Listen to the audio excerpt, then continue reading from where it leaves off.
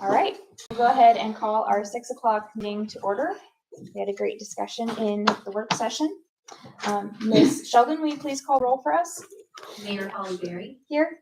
Vice Mayor Stephanie Dalton. Here. Commissioner Jamie Fairbanks Harvey. Here. Commissioner Pete Phillips. Here. Commissioner Hayes Wilkinson. Here. All right. For today's invocation, please join me in a moment of silence to reverently collect our thoughts, pray, and ready ourselves for this meeting and the duties to which we have been called.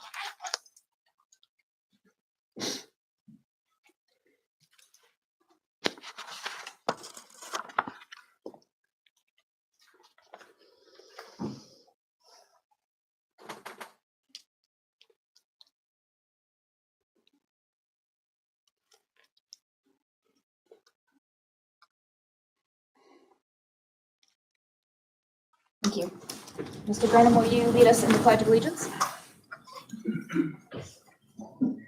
I pledge allegiance to the flag of the United States of America and to the republic for which it stands, one nation, under God, indivisible, with liberty and justice for all. All right. First on the agenda is consideration of the minutes for approval or correction for the November 7th work session. Any corrections? If not, do I have a motion to approve as written? I'll move. We have a motion from Commissioner Phillips. Do I hear a second? I'll second. We have a second from Vice Mayor Dalton. All in favor? Aye. Any opposed? Motion carries. Next, we have the minutes for our November 7th commission meeting. Any corrections? I have one. On my little report, rather than 150th year of the Chattanooga National Cemetery, it's 50. It's 1973 to 2023. So we added 100 years there. That cemetery was established in 1863. The wreaths across America. Oh, is it the wreaths across? It's the wreaths. I thought we were just talking about the cemetery itself. I'm the one that did that. Oh, to you. shame on you. I was talking about the Cemetery itself. The cemetery was established. I saw 150 and went, okay, let me go to the website again. Let me check my notes. I thought, That one is on me. Boy, that is very rare right there now. Counselor saying I made a mistake. That's like a doctor yelling oops. Well, in this case, 2 rights and a wrong. I did not want summer taking that. Very honorable. you are a gentleman. In that case, do I hear a motion to approve as amended? I'll move. Okay, we have a motion from Vice Mayor Dalton. Do I hear a second? I'll second. We have a second from Commissioner Wilkinson. All in favor? Aye. Any opposed? Motion carries. Next, we have my mayor's report. I'd like to congratulate all staff on an excellent open house earlier this month. I was glad to see all of our departments represented. We had beautiful weather, and I was able to bring my young son to meet many of them for the first time. And we even got to watch some older kids spray the fire hose. So excellent job all around. Fire hose. Oh, and some big kids. Little kids and big kids. Of course, I want to wish everyone and their families a very happy Thanksgiving later this week. And I don't think anybody needs to be reminded, this is our last meeting before the Red Bank Christmas Parade and Festival. So I hope to see you all there. It's going to be incredible time. And also kudos to Public Works for the banners that I saw driving down Dayton Boulevard, advertising it on the way here. So well done. And the Christmas decorations, which are looking fantastic. We are ready to be festive here in Red Bank. The next Red Bank Community Food Pantry will be Thursday, December 7th from 4:30 to 6 p.m. The holidays are their busiest time of year, so please consider volunteering. You can find a link to their volunteer sign-up genius at redbankfoodpantry.org. The city will also be collecting food donations at City Hall and the Community Center during events for the entire month of November. Top priority items include peanut butter, canned tuna, and mac and cheese. Next, we have our report from Vice Mayor Dalton. Thank you, Mayor. I want to thank everyone who took the time to complete the City of Red Bank School Facilities Survey. We had 196 responses in just under a week. We emailed the survey report to school board members and the superintendent yesterday and presented them with paper copies at last night's school board facilities committee meeting. I just wanted to touch on some of the response data. We had 95% of respondents say that they think it's very important or important to keep an elementary school in Red Bank for many reasons, but with the top two being that they like the neighborhood school environment and community connection. And both of those came in at 91.8% of respondents. 87.2% of respondents would be willing to support and or consider supporting Red Bank investing funds to keep Alpine Crest open. And respondents expressed preferences for ranked choice options of potential outcomes of the school facilities plan in the following order. First, keep Alpine Crest, Rivermont, and DuPont open in their own facilities. Second, preference was to consolidate Alpine Crest and Rivermont at the current Alpine Crest site. The third preference was to consolidate Alpine Crest and Rivermont at the former White Oak Elementary site. The fourth preference was to consolidate Alpine Crest, Rivermont at the former Red Bank Middle School property. And lastly, the least preferred option was to consolidate Alpine Crest, Rivermont, and DuPont into one school building, which is what is currently recommended in the school facilities proposal. If you could not attend the school facilities meeting last night and or were unable to watch the live stream, you can go to the Hamilton County YouTube page and you can hear the conversation about Alpine Crest and Rivermont starting at the 2-hour and 22-minute mark. To continue on to what the mayor said with the Christmas parade and festival coming up, I just wanted to say I talked with staff earlier today and we are fully booked on vendors, so that's very exciting. And we have 65 parade groups participating this year, which is incredible. I can't wait to see what creative things they have to come up with this year.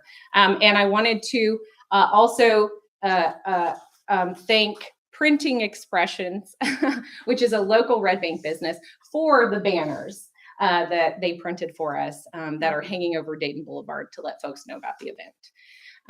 I want to extend an early welcome to a new business opening this month here in Red Bank, the Knot and Needle, KNOT, Fiber Arts, located at 3803 Dayton Boulevard, will have a maker space for you to work on your craft projects, local fiber art for sale, and instructional art classes. You can go to knotandneedle.com to learn more and to book classes. And yes, we had an awesome time at the open house. We got to see, I think all of the commissioners made it out. And just, it was really lovely just talking to folks and interacting with them. We helped some folks fill out tax relief applications, got them connected to some community resources. And I just wanted to thank White Oak Bicycle Co-op, Caleb, and the Chattanooga Area Food Bank for also partnering with us and being there at the event with us. Thank you to our awesome Red Bank High School Lions for showing up at Alpine Crest and Red Bank Elementary for Lions Day. The football players, color guard, and cheerleaders visited with elementary students and autographed a Red Bank High School Lions photo for the students. As the mom of a third grader, let me tell you, my son was super excited to have the high school Lions at his school again this year. And he loves to tape up the picture that they autographed in his room. So it was just, it's such a special way for our community to be connected across all of our schools. And congratulations on that note to our Alpine Crest Beta Club students who won several awards this past weekend in Nashville.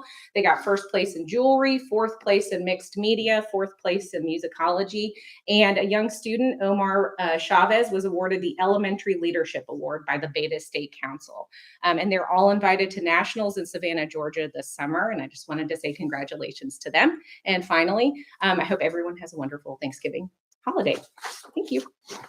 Next, we have our report from Commissioner Payne. Also had some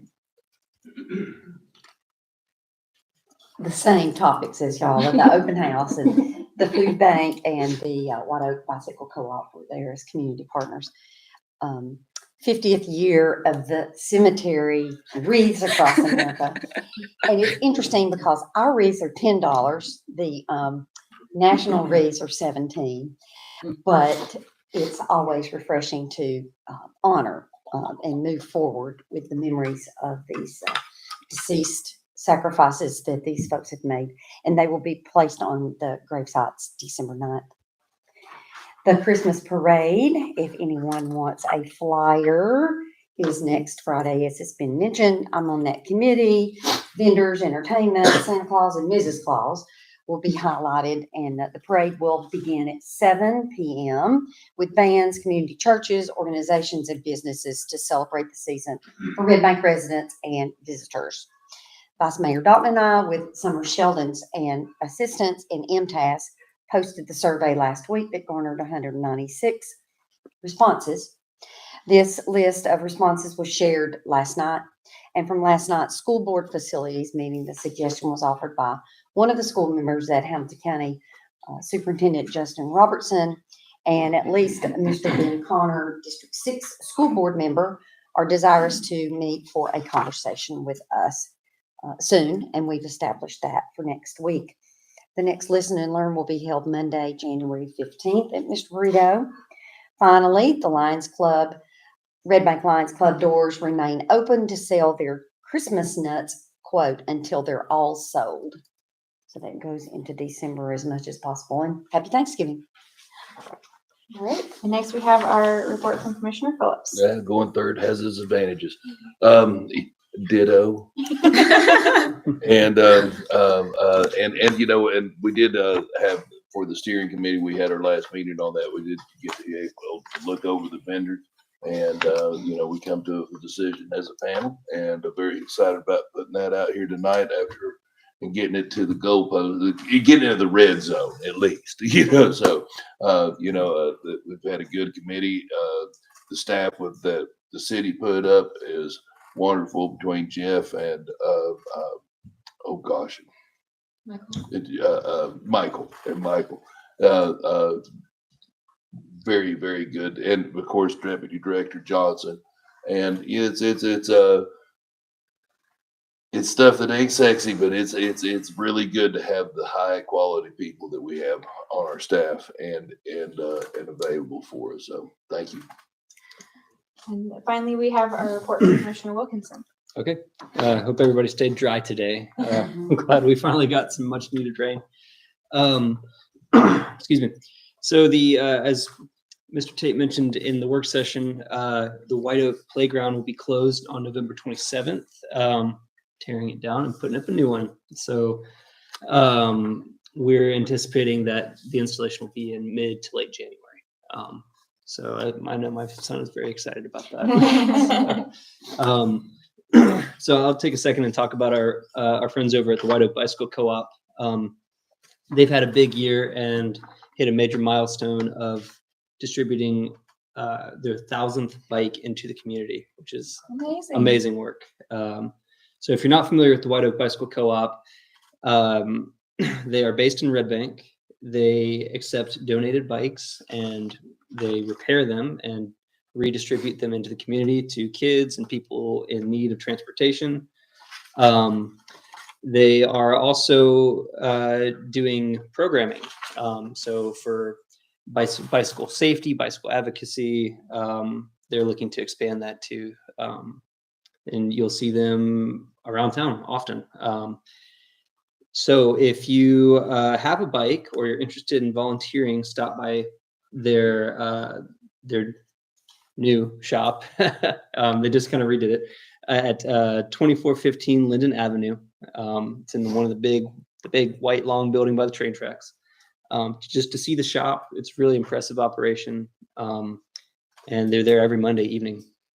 One last thing about them is that they will be hosting a Christmas bike giveaway and rodeo during the White Oak Community Christmas Celebration at White Oak UMC. And that's December 2nd from 3:30 to 5 p.m. So they're expecting to give away about 30 bikes, which is really cool. Wow. Really cool.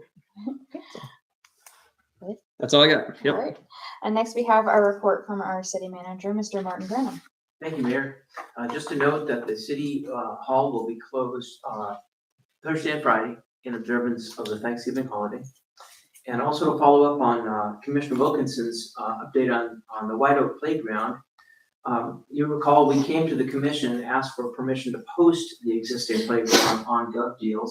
That was very successful. That is a path that many governments use to dispose of surplus property. And it created a bidding scenario, and the highest bidder was at $4,500. So we actually received $4,500 to dispose of that playground that was well past its useful life for our purposes. But the good news is it was purchased by a nonprofit, Finn Castle of Virginia. They will come in and remove all of the equipment, including the softball material and the edging. They will take it all away at no cost to the city. And then they will take it down to their operation and reuse it. So we saved a lot of time and a lot of effort. Basically, we're going to have to think to make it gone. And it's not going to be landfill, it's going to be reused, which is a heartwarming good news story. As Commissioner Wilkinson mentioned, through December, we will prep the site, and then Game Time is the successful vendor that will come and install in mid to late January, depending on weather. So there are some variables that none of us control in terms of being able to actually complete that project, but it should be done in January. I also wanted to put in a plug for the Christmas parade, as everybody has done. Thank you. And my spin will be, the event itself actually is from 4 to 9. So the parade is at 7, but there will be vendors, a lot of vendors, 61 vendors. So there's lots to do if you come at 4, including getting a beer at the Rotary Beer Tent and Throwing axes. throwing axes. Maybe in that order. Are they at the same location, same tent? They're on different ends of That's good. And there is no particular people scheduled to receive the axes either. I will. Not a dumb tank situation. Commissioner Phillips, you mentioned the good work of our park manager, Jeff Brady. He has structured our process of soliciting sponsorship donors, much like a vendor application. So it doesn't feel like just people have to go out and ask in an ad hoc way. There was a structured process to solicit those sponsorships, and it was very successful. And we took that I say we, it was the Festival Advisory Committee. It was the commission-appointed Festival Advisory Committee in partnership with the park manager, Jeffrey Gravy. And they're using those sponsorship dollars to have free to participants the following activities: face painting, balloon artist, evolving playful monsters, holiday puppets, and a bounce house and axe throwing. And those are all free to attendees at the Christmas parade. So those are paid for by sponsorship dollars. And that's a new wrinkle as we continue to grow and evolve the Christmas parade and the Jubilee in the spring to really refresh it slightly every year.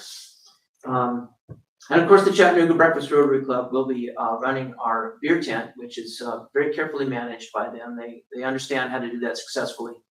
And you'll be able to consume beers throughout the park property. Let's see, lastly, I wanted to set up the conversation and the vote from the commission later on the consultant for the comprehensive plan and the small area study, which speaks more specifically to the former Red Bank Middle School site. I laid on your desks this 2-pager front and back, which has been on the website since I first got the job. It's actually dated May of 2022. And if you flip to the back side, I want to tell this story. I took the job, thank you very much, commissioners, and your previous commission, I'm profoundly grateful, in October of 2021. And it was immediately clear to me that the biggest issue the city had to tackle was, what are we going to do with the 12 acres, the former Red Bank Middle School site? At the time, the previous commission, now actually 2 previous commissions, had put out an RFP on the 1st of September of 2020. The developer community, what do you think we should do with the site? And 3 developers responded to that RFP. And between September 1st of 2020 and December 1st of 2021, so 15 months, there was no action on that. And I made the decision to end that RFP formally. We sent a letter to those 3 offers saying, thank you, but we're going to exercise our ability to say we're not going to do anything. And so we brought that formal process to a close in December of 2021. And those proposals really revolved around the city selling the parcel and then private development coming in. There was intended, some of them had more green space, some of them had less green space. There was some green space involved, but it was a mix of commercial and residential was the preponderance of what the developer community had proposed. Nothing wrong with that. But it was perceived by the commission, and probably accurately so, the community, that's not what they wanted to do with the former Red Bank Middle School site. So I came before the commission in February of 2022, and I was accompanied by our planner, Ashley Yingling Gates from Southeast Tennessee Development. And I proposed to the commission, which is now the previous commission, that we go from where we are, a vacant lot, to ribbon cutting on whatever we decided to do was about a 4-year process. And I laid out all kinds of milestones. We were going to solicit for, community input. We were going to hire consultants, and we were going to develop options. We had all these milestones that come back and touch base with the commission. And that played out over 2 commission meetings, the 1st of February 2022 and the 15th of February 2022. And I would commend anybody who really wants to go back and read those or watch those. They're available on YouTube. They were a very full discussion. And at the end of that, the commission very wisely said, we don't want to determine the outcome for the former Red Bank Middle School site, that 12 acres in a vacuum. We want to have a comprehensive plan.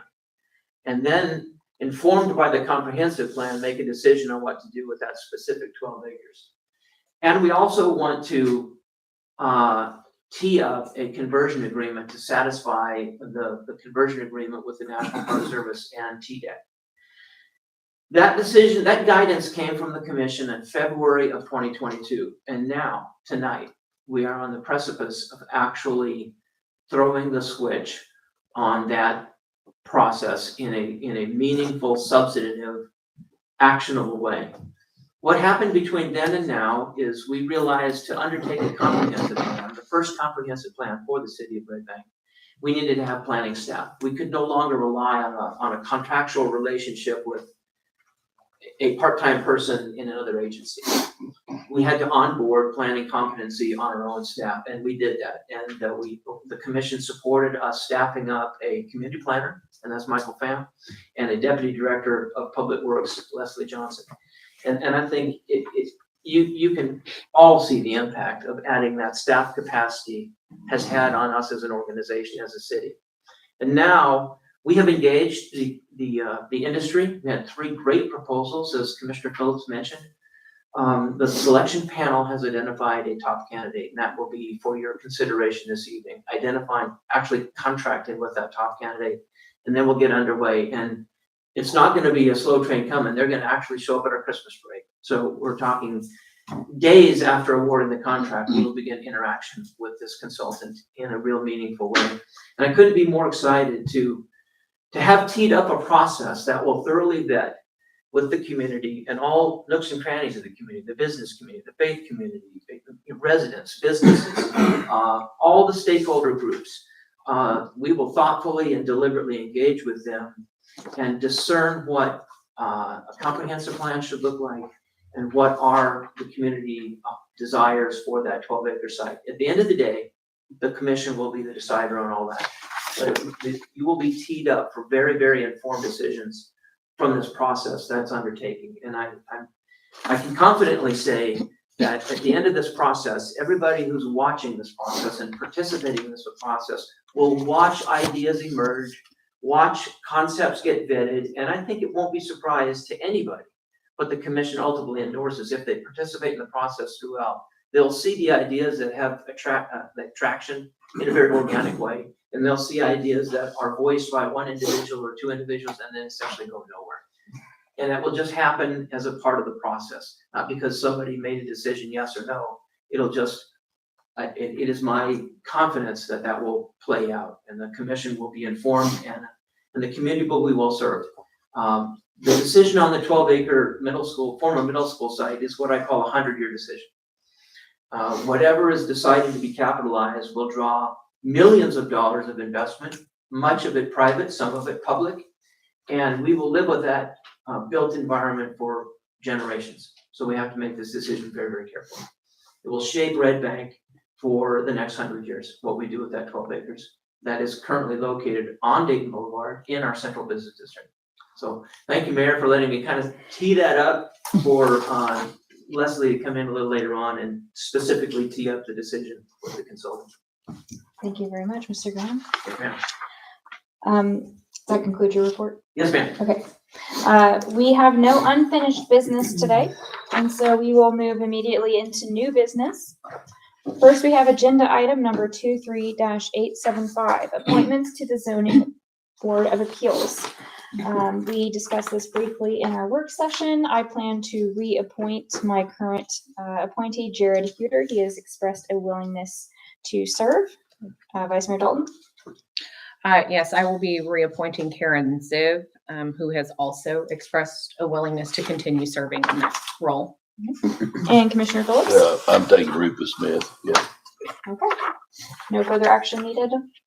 No, ma'am, other than say thank you for their past service and thank you for their future service. Absolutely. We are grateful to all of our volunteer citizens who serve on our various boards and panels, including this one. Next item of business, we have Resolution 23-1634. A resolution of the Board of Commissioners of the City of Red Bank, Tennessee, amending Resolution 22-1542, appointing up to 6 members to the City of Red Bank Nonprofit Citizens Advisory Board. Mr. Granum. Thank you, Mayor and Commissioners. This completes the staffing of this board. And indeed, they've had their first meeting, and we received the application for Lori Kyle prior to that first meeting, and we invited her to attend. So she's actually been on board since day one, and this she is the 6th of 6 members that we intended to appoint to this commission. So Very good. they're up and running, and expect great things from them. All right. Do we have a motion to approve? Move. I have a motion from Vice Mayor Dalton. Do we have a second? I'll second that one. We have a second from Commissioner Wilkinson. Any further discussion? Yes, Mayor, if I may. Mr. Granum, could you just briefly touch on what you did in our work session as to why this is a 6-member board instead of a typical 10-member board? Absolutely, Mayor. Thank you. The several commissions ago created the ordinance that we operate under, set the framework for these commissions, and typically they allow up to 10 members. Some can be more, some can be less. But each commission that stood up, each citizen advisory commission has its own enabling resolution. And in this particular enabling resolution, we pegged it at 6. And the thinking was, in some citizen advisory boards, more members make for less work, like Festival Advisory Committee. They can divide up more tasks, and we have more people invest the night of the parade. But that's not the case here. Every member of this nonprofit advisory board is going to do all the work. This is the same. And so the thinking with this commission was we want it a little bit smaller so people aren't jockeying for airtime in the meetings. It's more of a conversational meetings. Everybody literally will fit around one table. There's 6 members of the commission of the advisory board plus me, 7. So it's just a smaller, more intimate, cerebral and conversation setting. That was really why we went with 6. Okay, great. Thank you. Yes, ma'am. Thank you, Vice Mayor. All right. Any further discussion or any questions? We have a motion and a second. Any comments from the residents present? If there are no further comments, then we'll call the vote. All in favor? Aye. Any opposed? Motion carries. All right, next we have resolution number 23-1635, a resolution authorizing an agreement with Project Return, Inc., a local nonprofit, in an amount not to exceed $18,000 for temporary laborer 1 services. Director Tate. Thank you, Mayor. Commissioners, this is a routine request that Public Works makes every year for temporary labor for our leaf collection. This year, I have a prepared statement I'd like to read here momentarily, but this year we followed procurement policies. We solicited 3 quotes and we took the best one. Let me get over to my statement here. This year, I'm asking you to consider funding this so that we can contract with a group known as Project Return. Now, the Public Works Department is seeking to contract with Project Return for temporary labor during its seasonal leaf collection effort. In years past, we have utilized various employment agencies to provide this temporary labor. This year, we wish to use Project Return. Project Return is not an employment agency. They are a 501c3 that assists marginalized members of society who have served prison or jail time, yet have expressed a determination to live a successful and free life afterwards. There are several reasons why we wish to move away from traditional employment agencies and utilize these services. One such reason is our track record with employment agencies is unfortunate. We contract with these agencies year after year, and the median age of the average person that we get to come provide this temporary labor is 24. I have had some 65-year-olds that have come and they've worked out successfully, but on average, 24-year-olds. As I went back and looked at my records, and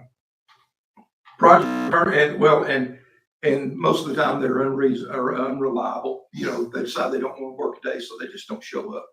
And Project Return's participants are all vetted into the program and are seeking employment for income, housing, and a better life. They're not looking for a job to keep from getting kicked out of their parents' house. Temporary agencies often place people in work positions that have little interest in working at all. They want to work when they feel like it. Project Return will have a list of ready candidates to support our needs in the event a participant feels they cannot perform the work required. TIP agencies do not provide support other than payment processing, meaning once they assign them to a job, they provide no further support such as transportation. Project Return will assist participants in the program with transportation to and from the work site. They also ensure that they have what they need to be successful, such as meals and appropriate clothing. Many times, TIP agencies provide laborers with addiction issues, and I have personally experienced this before. I've had to send people home. At lunchtime, they were caught out in their car smoking pot, and so I'll politely ask them to leave and not return. But Project Return drug screens the participants in the program and may conduct random drug tests of these participants, much as the city of Red Bank does through the state's drug-free workplace program. They are prone to do random drug tests at the work site. Project Return performs this service through a structured program in which their business development team builds relationships with employers across the region and engages to meet their workforce needs. Employment is the most important factor for successful reentry into society. Project Return delivers a 3-day curriculum every week to a new group of just released individuals that emphasizes soft skills and prepares people to be job ready. Project Return's program service team supports and coaches individuals through their transition from incarceration into the community by assisting them with individualized job search strategies that include resume creation, job leads, mock interviews, computer training, networking events, job search planning, and job coaching. They also provide assistance with housing and utilities, medical and dental services, vision screening and correction, substance abuse services, child care, child support services, voting rights, analysis, and individual needs. They help them obtain identification, documentation, birth certificates, state IDs, and driver's license. They also provide direct aid such as food, clothing, bus passes, and transportation services. All of these things that help ensure a successful transition and help the participant achieve the success if they remain committed. Recidivism, defined as the tendency to reoffend nationwide, is greater than 50%. Project Return's recidivism rate through its structured program is less than 15%. Right now, this year, they reported 12.5%, far below the national average. Having a job is a key that opens doors for success and reduces recidivism. Having work experience and favorable references is key to finding a job. Project Return offers marginalized or less significant members of society a means to gain work experience while also providing them with a means to build relationships in the workforce, as well as favorable references and a resume through job training and placement. The city's objective is not to hire individuals through Project Return. Rather, our objective is to replace the former temporary employment agencies used in the past with Project Return's labor provisions for our seasonal leaf collection. In doing so, we will allow those individuals to be successful in their transition while also allowing them to establish a trustworthiness. Project Return, through their program, also provides other services such as lawn maintenance, landscaping, minor facilities maintenance such as pressure washing and painting. Excuse me. These are services that the city may find valuable on an as-needed basis when it benefits the needs of the city for special projects in the future. And as the mayor stated in reading the resolution, this is for seasonal labor for leaf collection for a total amount not to exceed $18,000. And these funds were properly budgeted in solid waste division. That's a lot. Thank you very much, Director Tate. Do I hear a motion to approve? I'll move. We have a motion from Vice Mayor Dalton. Do I hear a second? I'll second. We have a second from Commissioner Phillips. Any further discussion? Yes, I have a couple of questions and a comment. The resolution states that the payment is at $17 an hour. Yes. Is that going directly to the laborer? No, ma'am. They do not get 100% of that. I don't know. I think their rate of pay they receive is 80%. I believe. Don't quote me on that. I can find out. Okay. But no, that does not. All $17 of that does not go to the laborer. Okay. I asked that because, I know with temp services, it's a similar, or, to what you just described, it's a similar situation. And I understand that they have some overhead, providing some additional services, temp services, not so much, but I love what this organization is doing. My comment, I guess, and then I have one more question, is that I used in a former life, I used to be a probation parole officer with the state of Tennessee. And so working with clients who were actively trying to seek out employment and who were barred from that because of their, criminal history, made it really challenging for them to reenter society and really live flourishing lives again. So I really love what this organization is doing and working with those folks and really supporting them kind of in a really wraparound way. And that we are the city that you all have decided to work with them as well. I did have a question about one of the final question that I had was one of the things that you said was that we're not looking to hire them. We're looking to partner with, the organization itself and this may be a Mr. Stoltz question, but do we have a policy that would prevent, let's say they are a temporary laborer and then they transition out of this program and they wanted to apply to be a laborer one, but they have a criminal history. Are they allowed to be hired by the city in the future? Do we know that? That may be an HR question. I don't know. Yeah. But my answer to that would be, it would probably depend on the job that Okay. they were attempting to be hired into. Okay. Certainly, there's some laws that come into play against, Yes. Hiring for fire and police, emergency Right. services. As far as the labor, I'm not sure what our policy, city policy states. Okay. But, whatever the case may be, we would continue to follow our current procurement policies, Mhm. which Tracy Perry has done a tremendous job of improving those over the last 2 years. Absolutely. And so we would still continue to follow that. Okay. But, I would say that, in most of these cases, for the people that enter this job program, there's nothing that says they can't apply. Okay. Great. Thank you. Is it a local organization? Their headquarters in Nashville, but they have a Chattanooga office. Oh, okay. How'd you find out about them? I'll just be honest with you, Tracy came to me and Okay. asked me if I'd considered it, and we talked about it, and she scheduled us a meeting, and we looked at what, services they could provide, because they were coming to us, to cut our grass. We like to, partner with you to do lawn maintenance or landscaping. And I'm thinking, leaf collection. But that's how I became aware of it. And then Tracy and I met with them. And ironically, at the Red Bank Community Fair a few weeks ago, I turned around and they were set up right behind Kate and I at the table right behind us. So I got to talk with their representative that was there. But that's how I found out. Mr. Graham, you have something you'd like to add? Thank you, Mayor. Thank you. I have an interesting story about connections. I'm a member of the Chattanooga Breakfast Rotary Club that meets every Friday morning in our Red Bank Community Center. Even though it's a Chattanooga Rotary, they meet here in Red Bank. They have every Friday morning is an interesting speaker from the community. And one particular morning, it was the director. Project Return, came in and spoke to Chattanooga Breakfast Rotary, and I was interested. I set up a meeting with Tracy and I to go down and meet them in their office. And Tracy and I were basically brought to tears. Tracy has a background as a corrections officer in the jail, and she knew what the need was and how to, do something as a city prudently to be a player in that, meeting that need. And so she was on board right away, and Tracy then suggested it to Greg. And so that's kind of how these connections were made.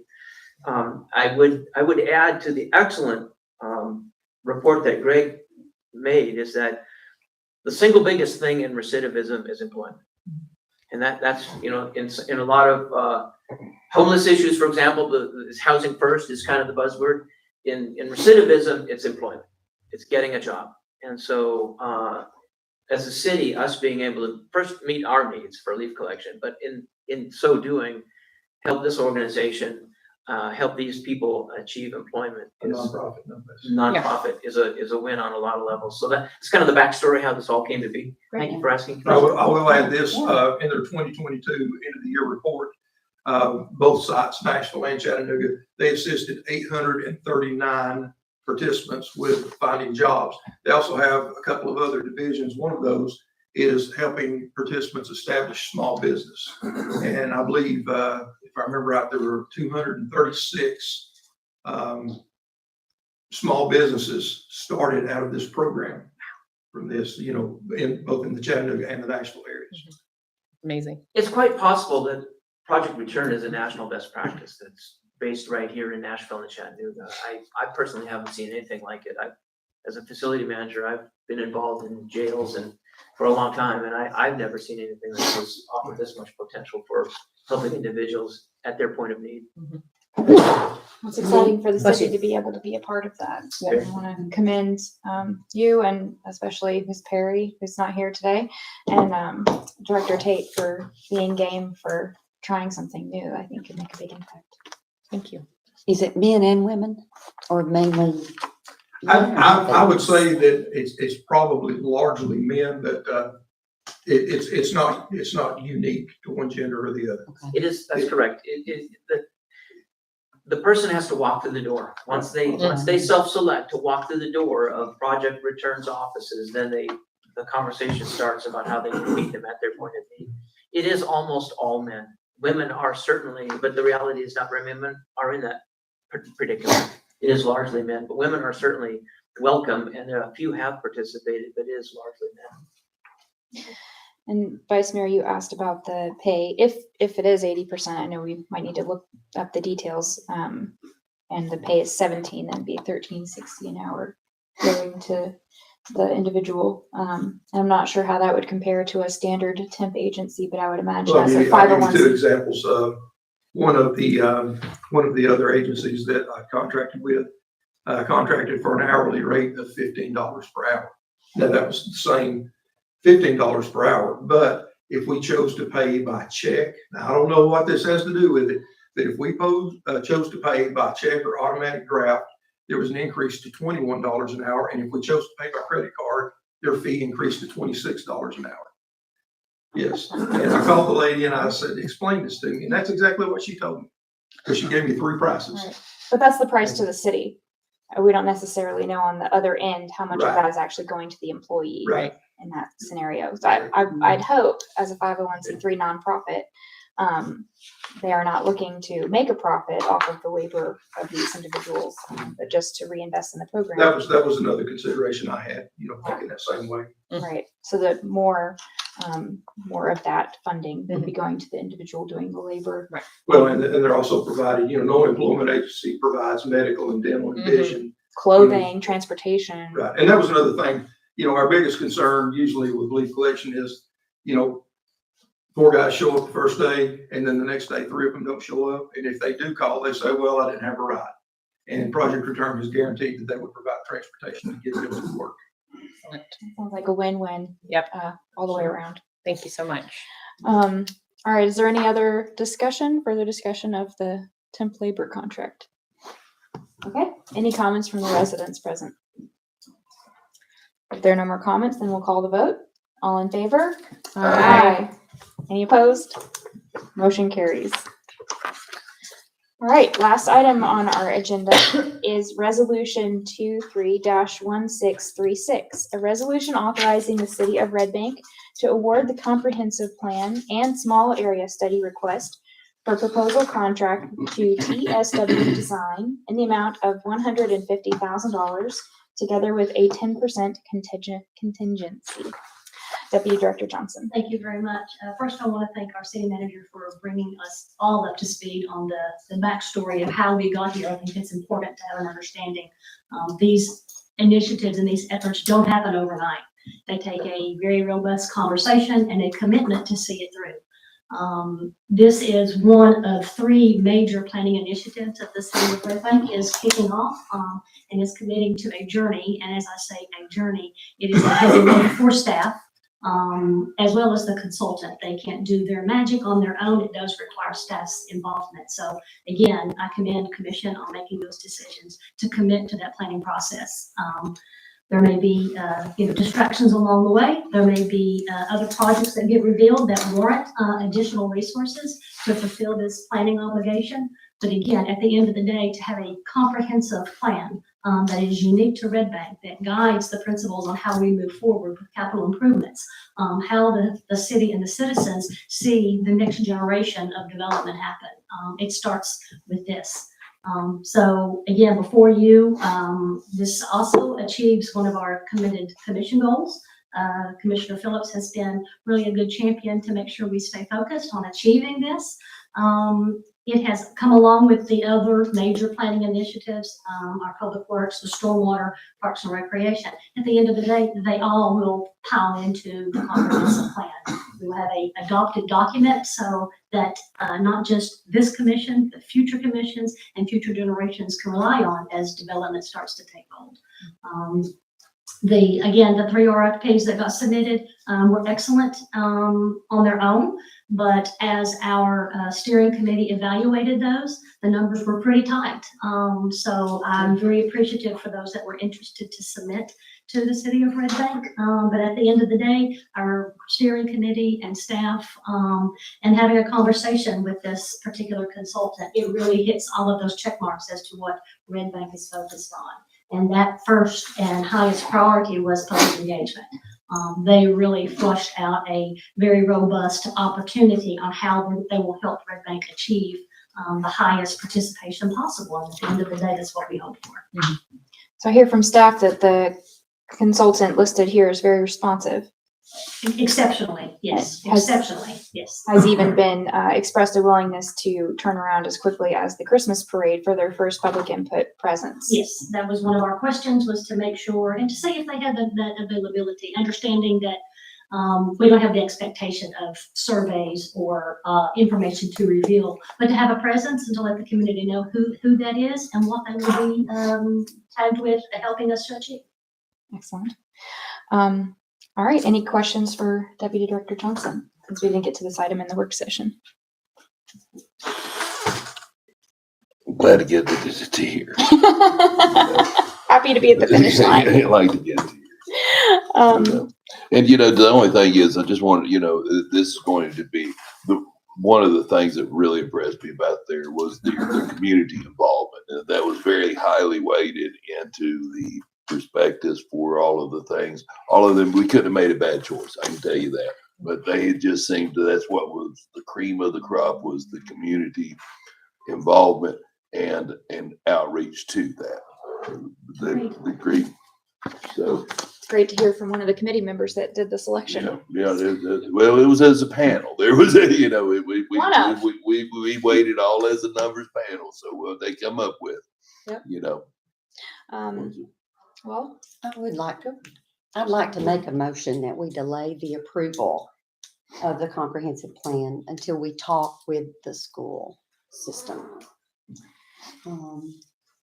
I know they mentioned, or Mr. Connor mentioned, that we would have that conversation next week and the possibility of delaying it a couple of weeks.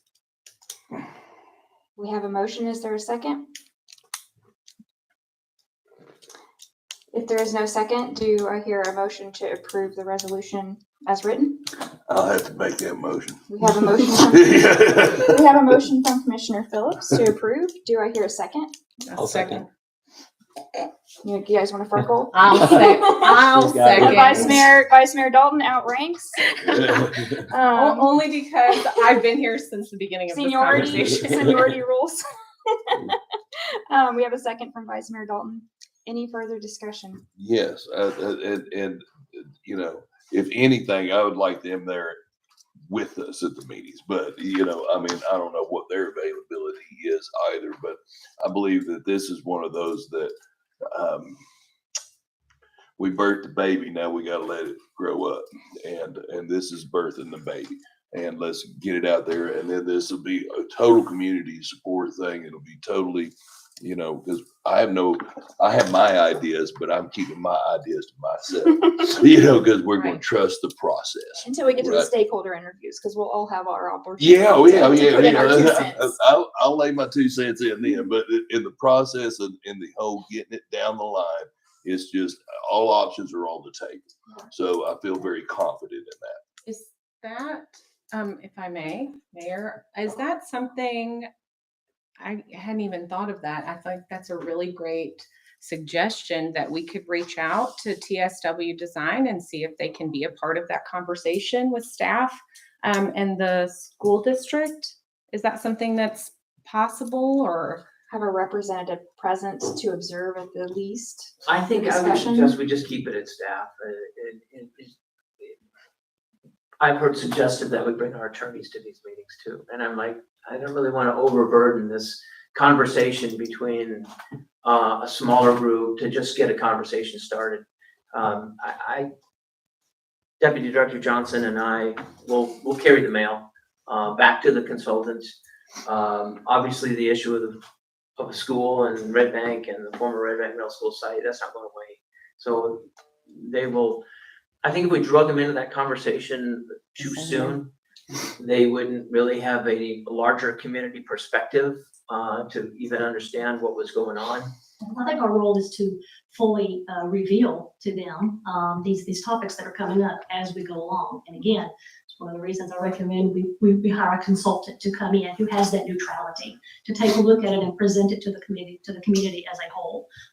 As Commissioner Phillips said, no topic is off or is not up for consideration. Anything and all, educational, institutional, civic, outdoor space, all of those topics need to be fully fleshed out.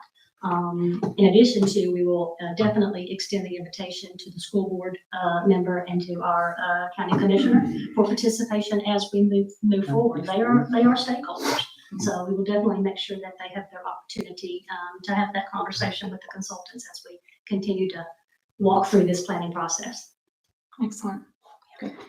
Well, for any representatives of the school board who may be watching this recording, I just want to reiterate briefly what we discussed in our work session, that this comprehensive planning process began years ago, as our city manager referenced very thoroughly in his city manager report at the beginning of this meeting, and is no way directed to or in response to anything happening with the school facilities plan, although it does have the opportunity, I think, to positively impact community feedback that the school board may find useful in its plans in the future. And Red Bank is a willing participant in any discussion that may facilitate keeping elementary school in our city limits. So please don't let that be misconstrued that we are continuing with our commission goal that was actually set 2 cycles ago, and just now coming to fruition. Okay, we have a motion and a second. Any further discussion of the board? All right, any comments from the residents present? Okay. Craig Sweet, 120 Sweetland Drive.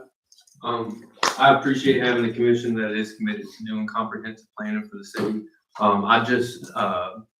I also want to make sure that we're not eliminating any options for our future elementary school through this comprehensive planning effort.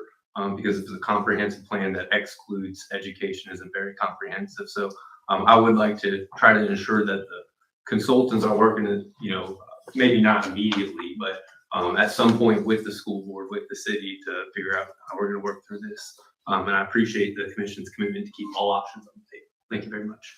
Thank you, Mr. Pertwee. Thank you.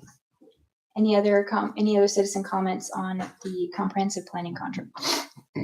Okay. If there are no more comments, then we'll go ahead and call the vote. All in favor? Aye. Any opposed? Motion carries. We have reached the time for citizen comments from Red Bank citizens for items not on this agenda. Mr. Granum. Thank you, Mayor. This is the time for citizen comments. Please observe these rules for citizen comments. Comments are limited to 3 minutes or less, and the city recorder will operate the timer visible on the wall. Please respect her direction and conclude any comments if time expires. All comments should be addressed to the board as a whole and not to a particular commissioner, city staff, or the audience. The commission is here to listen, not necessarily to respond or engage in back and forth. Please do not expect a reply during public comment. At this time, citizens are invited to the podium to comment. Please begin by stating your name and address. Okay.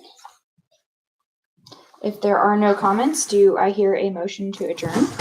I also move. We have a motion from Commissioner Phillips. Do I have a second? We have a second from Commissioner Fairbanks Harvey. All in favor? Aye. Aye. Motion Happy carries. Meeting Thanksgiving. adjourned. Happy Thanksgiving. Happy Thanksgiving. Yeah. There you go. Hold on. Thank you. Thank you. 3 minutes after happy hour. April texted me to find out if I can come on Wednesday, Oh. but I'm planning on doing like. Do y'all have a happy Thanksgiving? Thank you. Thank you. You're at the starting line now. Yeah, Yeah, we're gonna get to the starting line. Yes, there was a starting line. The race has begun. The starting block. It is yet to, it is just now begun. The firing shot.